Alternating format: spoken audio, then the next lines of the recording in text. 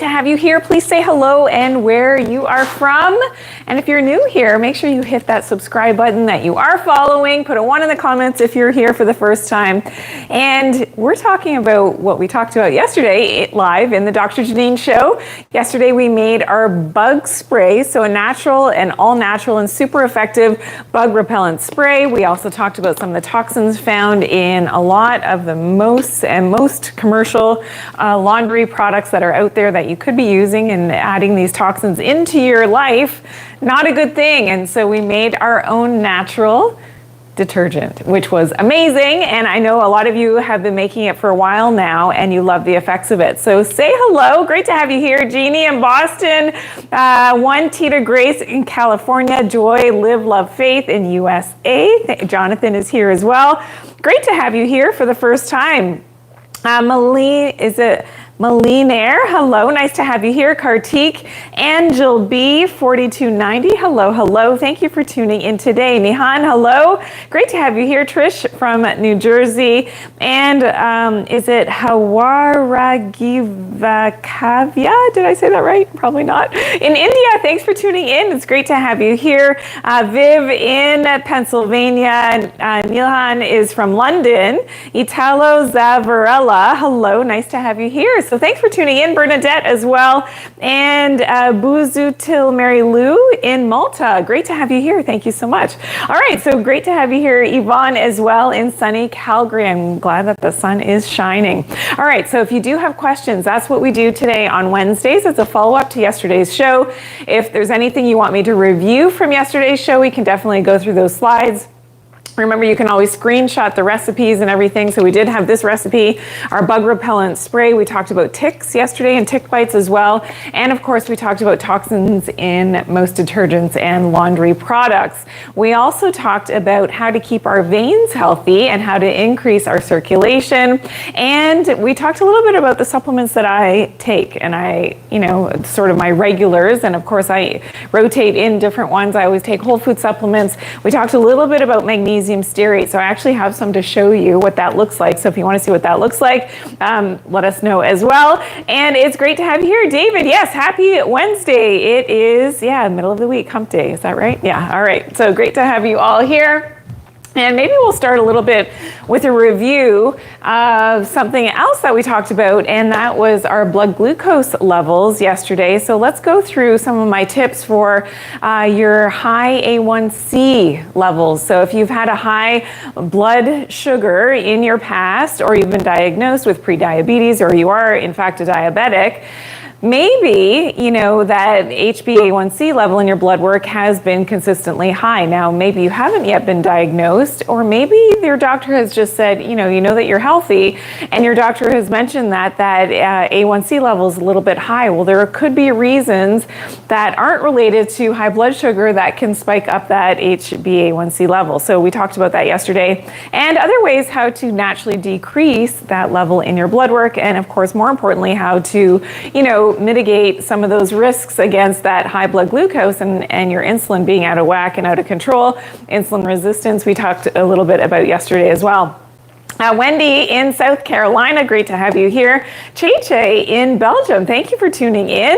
And Nikki, thank you for sharing today's live. So if everybody could hit that share button, I truly appreciate it. I love it when everybody shares. And so many new people here today. I see all these hearts coming in as well. So thank you for tuning in and sharing the love. That's great to have, of course, your appreciation. Kathy, thank you. Good afternoon. Great to see you, and great that you have been able to tune in again. Kathy is one of our, faithful viewers who's been here, probably Tony as well, Tony Child, from the beginning when we first started, of course, broadcasting live the Dr. Janine Show, which is on Tuesdays. So if you missed yesterday's show, it definitely lives where you can watch those longer form videos. So you can definitely take a look at that. But also, it is something that I want you to tune into the next show, which is going to be in a couple weeks. So I believe July 22nd is the next Tuesday when we're coming back live for the Dr. Janine Show. All right, let's go through some of the tips on how to lower or how to regulate your blood glucose levels, but tips on how to lower, especially in the blood work, your HbA1c. So if this is something that you've had tested, please put a 2 in the comments. I'm curious how many people have had this checked by their doctor. Okay. What are we doing? Number one, what's something that I talk a lot about in my content? Getting natural sunlight exposure. So exposing your body to natural light, even on a cloudy day. The sun is out, okay? So yes, it's hidden behind the clouds, but that natural light is really beneficial for balancing your blood glucose levels.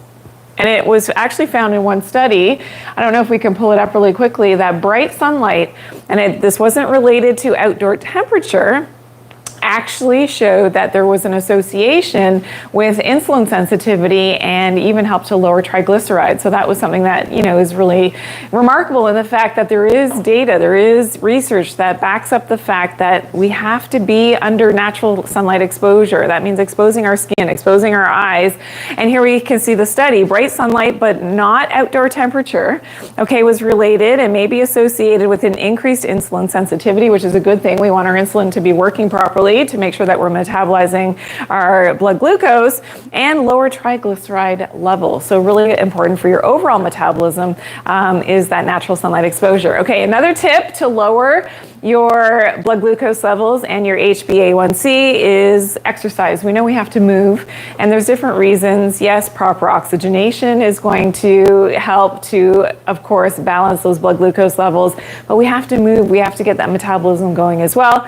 Really important, some form of movement, some form of exercise. I find some people are scared of the word exercise, and as soon as you say exercise, that's why I say movement. Just move your body, do whatever you like. You could dance, you can swim, you can run, you can whatever it is, do what you can to move your body. Okay, number 3, proper hydration. So we know that dehydration, and even if you're dehydrated a few days before your test, when you're getting a blood work done for your HbA1c, that can sort of skew the results and actually make your level look and appear high just because you're dehydrated. So proper hydration, super, super important for your blood glucose levels as well. As well as, of course, lowering stress. We know that high cortisol has been linked to higher blood glucose levels. So spending more time in nature is one of the best ways to actually make sure that you're lowering your cortisol levels, or something called Shinrin-yoku. If you've heard about that, I have a post about that, all about, making sure that you are getting out there and into nature. And that has been studied. It's a Japanese thing that has been studied, going out and walking in the forest. Forest bathing, it's called, actually lowers your cortisol levels. So if you have a wooded area close to you, now be careful of the ticks, something else that we talked about yesterday, and we can go through my bug repellent recipe in just a second, because I know at the end of yesterday's live, everybody was asking for the recipes again, and we had to log off. So we'll go through those recipes for the detergent and the bug spray in just a second. But yeah, getting out into nature is super, super important. Go for a little walk in the forest. It will do wonders if you're stressed out, have anxiety, for high cortisol, if you're trying to lose weight, can be really, really helpful. Increasing your fiber, and of course having less carbohydrates, and of course sleep and circadian rhythm. So your circadian biology, so following Mother Nature's prescription, getting a good night's sleep, making sure that you're secreting your own proper melatonin and secreting that naturally by getting early morning sunlight. That's when you start to make your melatonin, is getting that natural sunlight, that sunrise light in your eyes first thing in the morning, helps you to make your melatonin for good sleep at nighttime. So a lot of people think that it's, just, as soon as it's dark, that's when the melatonin is, and it's true, it will be released, but you've got to make that melatonin in the first place. So getting that early morning sunlight helps you to do that. All right, so thank you for tuning in. I see a lot of number 2s, delicious desserts. Hello, nice to have you here. Thanks for tuning in. Bernadette and Ladukeen, thank you for tuning in. It's great to have you all here and here again, which is amazing.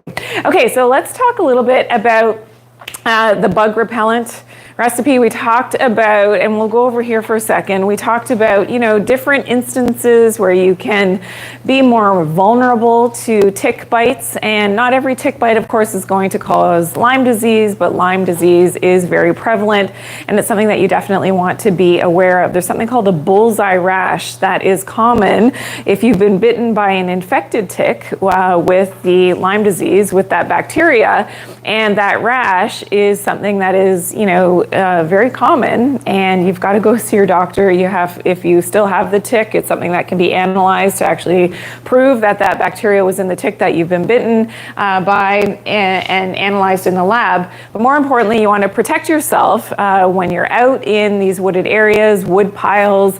It could be tall grass is commonly where you can pick up ticks, and this is for your animals as well. That you can actually make your own DIY tick and bug repellent recipe. So basically you're mixing these essential oils, which most bugs and mosquitoes do not like a lot of these essential oils. And the EPA, which is really interesting, the Environmental Protection Agency, they actually deem citronella essential oil as a true bug repellent, so much like DEET. And they've done some studies up against DEET, which of course is chemically based, not something that I'm a big fan of, but using the citronella essential oil, remarkable for helping to, get rid of those nasties that are out there. You can actually, and I didn't mention this yesterday, you can actually buy the citronella essential oil and add a few drops to just a conventional candle. Hopefully it's a non-toxic candle that you have, because a lot of people buy the citronella candles, but the candles themselves are the cheap ones. They're quite toxic. So if you can actually go either buy online or go to, a farmer's market and buy the true beeswax candles that, if they're a good quality one, they burn forever. Just add a few. So light the candle, and you know how there's the melting wax around the wick? Add a few drops of citronella essential oil, and now you've made your own, if you're sitting outside, now you've made your own citronella candle that's non-toxic, which will help to keep the bugs away, which is amazing. Okay, so that's another added tip. I should do a post on that, actually. Somebody in my team, please make a note. I'm going to do a post on the make your own citronella candles. Okay, so here it is, the bug spray. So we're mixing, your base is witch hazel. You can also use water here, which I forgot to mention yesterday. So if you don't have witch hazel, you want to mix this on the run, and you just want to mix it out quickly, and you've got some of these essential oils in your home already, then definitely use them. Okay, so that you've got your witch hazel, eucalyptus essential oil, peppermint, the bugs hate peppermint, and your citronella, but you can also alternate in. So actually yesterday I just mixed all of them in. Lemon, lavender is also amazing, and it smells great. So actually the studio here smelled so, fantastic when we mixed this up yesterday. As you can see, I've got it here, but you can mix it right into your sprayer bottle and then spray religiously all over, especially around your ankles, of course, any exposed skin. And I do recommend, if you know that you're going to be out in the woods or wherever, that you are more prone to the tick bites, wear a hat, try to cover your neck. You can spray, and this is what I do, spray a little bit into my hands and make sure you get it all around your neck area, which is really, really important. And just be wary that, you want to wash your hands afterwards. You don't want to get the essential oils in your eyes, because you can become very sensitive to that. All right, so thank you. Okay, more questions coming in. What's good for hypertension? More sunlight exposure. So one of the things that sunlight exposure does is it increases nitric oxide. If you've heard of nitric oxide, some people sell supplements and things for increasing nitric oxide, usually associated with men's ED and helping with sexual function. But we can naturally increase that nitric oxide by getting natural sunlight exposure. And what that does, when the sun hits your skin, it brings, and often when you see that your skin is getting a little bit pink and you think, oh, I've had enough sun, it's not necessarily that you're getting burnt. It has brought your blood up to the surface of the skin to pull in more of that light, which is very reparative for your body. And the other thing it does is that nitric oxide is going to increase now and actually dilates your blood vessels. That's part of what you're seeing happening. So that can be really, really protective for hypertension, as well as making sure you have enough magnesium, something that I've talked a lot about.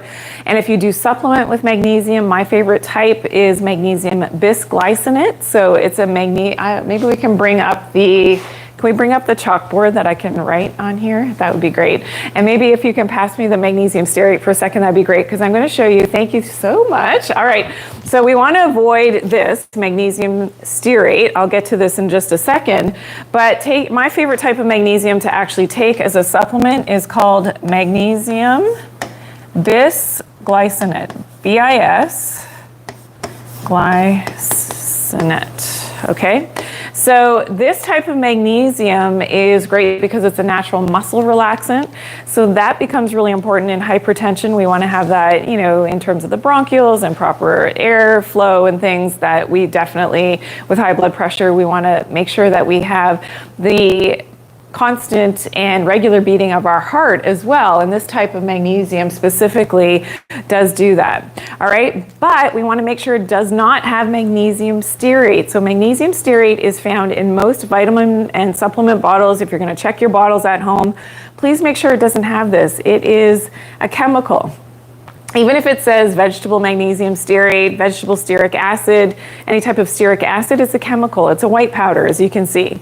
And what it does is it helps to speed up production times. It makes whatever raw material, so for in this case, the magnesium bisglycinate might be a little bit sticky, probiotics are sticky, herbal medicines are sticky, other vitamins are sticky. And so they use this, they add in the magnesium stearate, the chemical, to make it more fluid and flow more quickly on the machinery. They can encapsulate or make the tablets much more quickly, and that's why they use it. Now, it's never been tested to be safe for long-term human consumption, and then there's questionable, reactions that people may have to magnesium stearate. Some of them reported heart palpitations. Some people, get acid reflux, and they feel sick when they take their vitamins, and they're not sure why, related back to that magnesium stearate. So please just check your vitamins. Your vitamins should never have that ingredient in there. Stacy D, thanks for the follow. User 867, thank you for the follow. Great to have you here. Carol, thank you for watching from the Philippines. Thank you for tuning in today. All right. What does the BIS mean? JR D Rose, it means two, so two glycinates. So there are magnesium glycinates. I prefer the bisglycinate. Just, in my practice, I've always had the best results with the magnesium bisglycinate without magnesium stearate or any other ingredients. Okay, question coming in about magnesium threonate. Yes, so a lot of people like to use that. It does cross the blood-brain barrier, so it's touted to be something that really helps with anxiety and helps to calm the brain down. It can cause headaches in people. It's not my favorite type. Again, I find that the bisglycinate is so multitasking in what it does on a grander scale in terms of all the chemical reactions and enzymatic reactions that your body is reliant on magnesium for, that I have always preferred the magnesium bisglycinate. It's not to say that the threonate is bad per se, but for people who are sensitive, it can cause headaches. Remember, it's crossing the blood-brain barrier. And I'm always a little bit weary of anything that's going to cross the blood-brain barrier because we protect our brain from so many things, right? Especially if that magnesium threonate has a magnesium stearate, a silicon dioxide. Let's look at all the other kind of scary ingredients that are found in most vitamins, which most times they are. I mean, to find a tablet or a capsule that doesn't have them, you've got to find the right company that makes these types of vitamins that don't have these ingredients. So without the fillers. So for instance, microcrystalline cellulose, which is made from wood chips. Again, they are adding this into all of the, not all of those supplements, but I'm going to say 95% of the supplements out there have these fillers, silicon dioxide. You do not want to be ingesting these chemicals, and it's not your fault that you didn't know. By not reading your vitamin labels and you look at the non-medicinal ingredients, that's where you're going to find these. But something like this has been banned in Europe for years.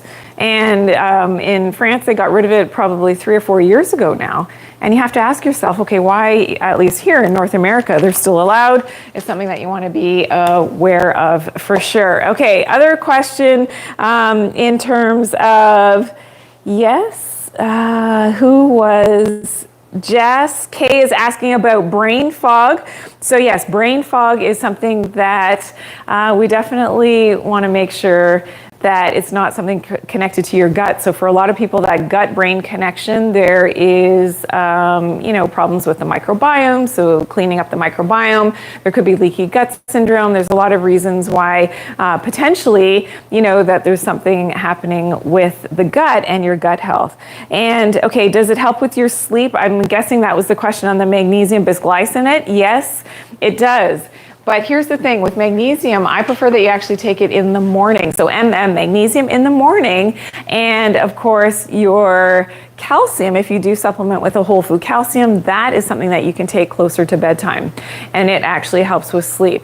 So it's a little bit different in the way that I, suggest taking your magnesium, because magnesium, remember, it's helping with the stress, anxiety, muscle relaxation, proper beating of your heart, your metabolism of your carbs and fats and your proteins that you want during the day, not so much at night. You don't have people giving you stress usually when you're sleeping. Usually that's in the day, so you take your magnesium in the morning to help with all of that, those metabolic processes, and then your calcium closer to bedtime. Okay, another question. Singer World, which single ingredient helps subclinical hypothyroidism, breathing problems, and brain fog? If I had to choose just one ingredient, magnesium would be one. Another one is in terms of iodine deficiency, and that could be caused by a toxicity of the other halogens. So things like chlorine toxicity, fluoride toxicity, bromine. These are the halogens in the halogen group on the periodic table. So group 17, I believe, almost at the end of the periodic table, that group of halogens that will displace your iodine, and that's going to affect the thyroid function. So that would be one. Tyrosine, also important for the thyroid. There are herbal medicines that support your thyroid as well, which is amazing. So that is a great one. Okay, Jilly Bean, I like this question, 2626. What is your opinion on taking 5 milligrams of creatine daily as a supplement? Usually it's 5 grams. Milligrams is a tiny, tiny amount, so usually it's 5 grams. And I believe for women especially, it can be very helpful, but finding a clean creatine is going to be important.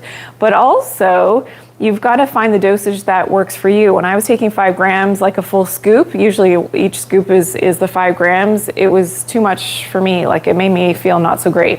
It made me a bit nauseous. If I drop that down to 2,500 milligrams, half a scoop, I'm totally fine. So for me, I don't know, that's just my experience. Other women take 10 grams. I mean, it really does depend on what your goals are. But for the perimenopausal and menopausal woman, some of the research now is showing that taking creatine is super beneficial for maintaining muscle mass, to help with sleep, for bone density. I mean, there's so many different reasons why it's a good thing, helping with metabolism as well. Okay, Italo's Varela, what do I think about astaxanthin? I think it's probably a great supplement. It's not one of the ones that I personally take, but there is some research that shows that it is very protective. Absolutely. Okay, Ellen Craddock Day? Did I get that right? Ellen. Visceral fat in the stomach and gut area. So visceral fat is fat, I can show you, typically fat in the organs and around the organs. It's not the subcutaneous fat that, is more external. This is the visceral fat around the organs. How do we deal with that?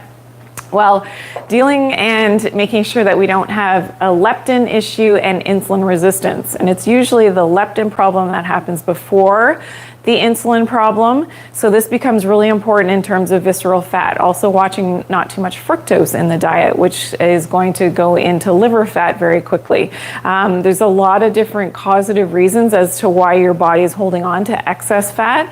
And especially around the organ systems, you have to look at, the metabolic reasons for that. And lack of sun, believe it or not, can be related to this. And it's something that I do talk about in my new book, in The Lost Medicine. So I know a lot of you are waiting on that. It's coming very soon, so I'm super excited about that. Rowan, thank you for the follow. It's great to have you here. So thank you for tuning in today, and all of those hearts coming in. I truly appreciate it. Yes, this is my book, and it's just around the corner, I promise. It will be here very, very soon. All right, thank you for... Oh, I'm so glad that I was able to answer your question. And yeah, I do have actually a bunch of videos and content on the leptin issue and insulin resistance. So maybe you can learn more there and just search it up on my channels, and then you can just put in the keywords. Anybody can do this for any topic. And if I don't have it, if I haven't covered your questions or your topics, then put it in the comment sections of our videos, and my team will let me know so that I make sure that I create more content on the topics that you are definitely curious about. Thank you. All right, so B vitamins complex, yeah, most of them are synthetic. So the one that I usually educate people about is B12 and a B complex, but it's made from whole food sources and not your regular. A great example for vitamin B12 is called cyanocobalamin. So that's commonly prescribed B12, but it has cyanide in it. And again, people don't know these things, but it's something that I definitely don't recommend. I've never given to my patients. I always recommend a more natural. I love an adenosylcobalamin and in a whole food complex with something like chlorella, which has the accessory B vitamins, and that is going to help to make sure that you've got your B vitamins, which a lot of people are deficient in. B12 is actually a photoreceptor. So again, another reason to get natural sunlight is that actually helps your B12 levels, which nobody talks about. Everybody talks about vitamin D and the sun, but they don't talk about B12 and iron and and folate as they're related to sunlight exposure as well, which is something that I have shared content on, and there will be more coming down the pipeline. Okay. Can we eat pumpkin seeds and walnuts together? Is both safe? Yeah, they're both fantastic. I do recommend if you are eating nuts and seeds, if you can get organic, definitely, and try to eat them in season. So walnuts, again, and pumpkin seeds, typically you could get year round and they keep forever, but you want them to be fresh because as we know, pumpkin seed oil, walnut oil, nuts are rich with healthy fats, but they can become rancid very quickly. So store your nuts and seeds in a cool place, and that will help to prolong the shelf life, and do not buy them in bulk. So big packages of nuts, unless you're gonna go through them really quickly, you wanna buy smaller so that you can get through it in a short amount of time, and then you have to repurchase again, if that makes sense. Okay, thank you.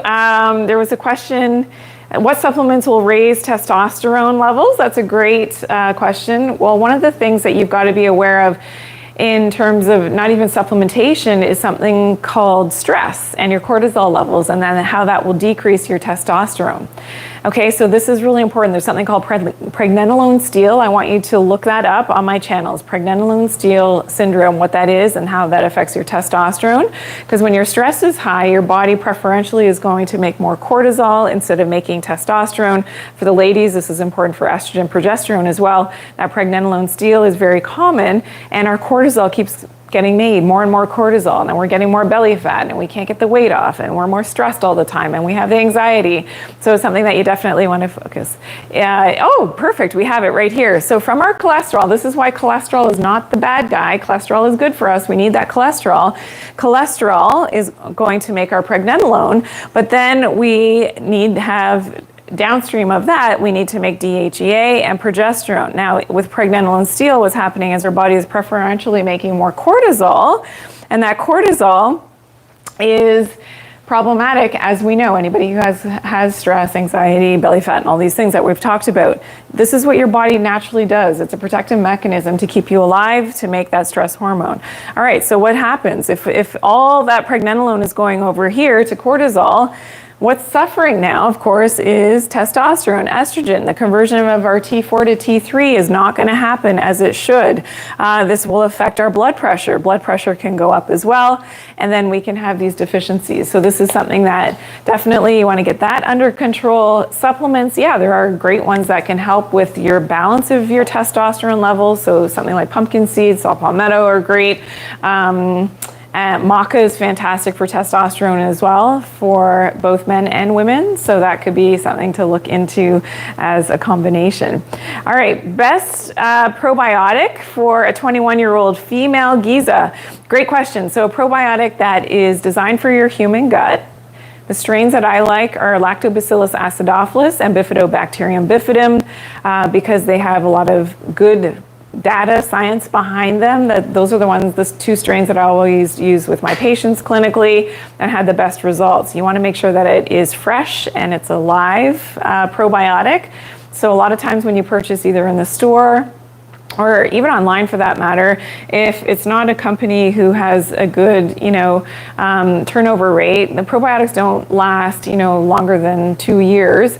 So you want to find a company that is very reputable and is actually giving you live probiotics. So that's really important. And you want to make sure it doesn't have that magnesium stearate, which we talked about earlier. So most probiotics, when they're encapsulated, they contain magnesium stearate. So if you're just tuning in, we know that this is something that we definitely want to avoid in our probiotic supplements. And it coats, because probiotics by their nature in the encapsulation process, they're very sticky. And you also want to look for a prebiotic in there as well. So I like fructooligosaccharides plus your acidophilus and bifidus. Does anybody want me to write those out? Because I know they're super long words, and if it's not, I need to see things visually to learn things. So if you want me to write out the type of probiotics, just let me know in the comments and I'll write them down. All right. And we want to make sure that there's no magnesium stearate. Okay, so, this is a great question. Which foods have some magnesium? Well, magnesium in our food supply has been seriously depleted. You can look this up, and they've done some research in the US in terms of our food supply and how there's such a drastic drop-off in magnesium levels, which should naturally be occurring, but because they're using some of these herbicides and pesticides, glyphosate is a big one that I've got some videos on. That glyphosate will chelate or trap the magnesium before it even gets into the plant. So right in the soil, that magnesium is trapped, can't get into the plants. So typically nuts and seeds and fruits and vegetables. If it's an agricultural type of food, then there's a problem there. It won't be in the food as it once was. Now, seafood is going to give you, so for instance, oysters are one of the better sources for magnesium, and other types of seafood can give you some magnesium, absolutely, but for a lot of people, eating raw oysters daily is not feasible. That's why most times I believe we need to supplement, at least here in North America, I believe we need to supplement with the magnesium. All right. Yes, okay, so the probiotics, the 2 strains, if I can, okay, so Lactobacillus acidophilus,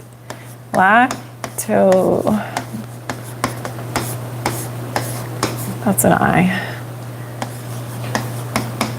Acidophilus. So that's one strain. All right. And that's what makes yogurt give it its tangy kind of taste, is the Lactobacillus acidophilus.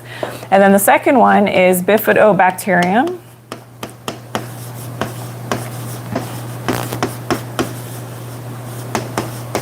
Bifidum. There we go. So those are the 2 strains. And remember, make sure that there is no magnesium stearate or other fillers or flow agents. And and the FOS. So I do like a prebiotic in with my probiotics. So where should I do this, up or down? I'll go down. FOS, fructooligosaccharides. That's the short form of, and then that's your prebiotic. Okay, and make sure that these should be for humans, okay? So, human strain. And I believe my team behind the scenes, can help to answer some of those questions specifically on products. All right, does that make sense? Okay, what's good for heavy metal toxicity? Isn't this interesting? So just a couple of weeks ago, I was looking at the specific research that looked into melanin. So what is melanin? Melanin, of course, is what gives us our tan and our freckles. And this is something that, so sunlight exposure. So what that does is when you get natural sunlight exposure, your body is naturally protecting you from the sun. You build up some pigment, no matter what your skin complexion is. You build up that pigment, that melanin. The melanin traps heavy metal toxins. And this is actually neuroprotective, so it's protecting the brain. And I was just looking at even this morning, I was looking at some of the research on that. What else is great for heavy metal toxins is anything that has chlorophyll. That's going to help to trap. So I like chlorella, I like spirulina. And this is something that in some really good supplements that's complexed in there, and it really does help with trapping heavy metal toxins, which is amazing. You can use as a detox, but keeping your organ systems healthy as well, and always decreasing your exposure to heavy metals becomes really important as well. Thank you. Gada is asking vitiligo, latest treatments, light exposure, doing it the right way, minerals and chelating heavy metals becomes important as well. And so for vitiligo, you can read up more on that. And red light, so the best form of red light, of course, is natural sunlight exposure at the beginning of the day. I have some videos coming up on this soon. Beginning of the day, so at sunrise and at sunset, this is when we're getting higher density of that red light and near infrared light. In the middle of the day, there's more of the other, like the blue light and UV and things. But at the beginning and the end of the day, you get more of the benefits from the sun from the red light.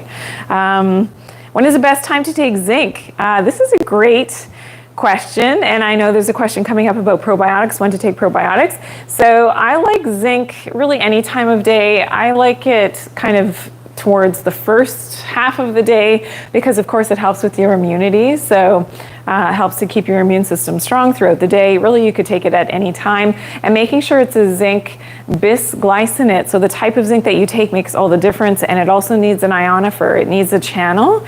So should I go into that a little bit? Okay, let me answer. If you want me to answer more about zinc, just let me know. Give me some thumbs up. I'll go into some details about zinc, which is, I just have a few minutes left, and I'll do that if you want me to.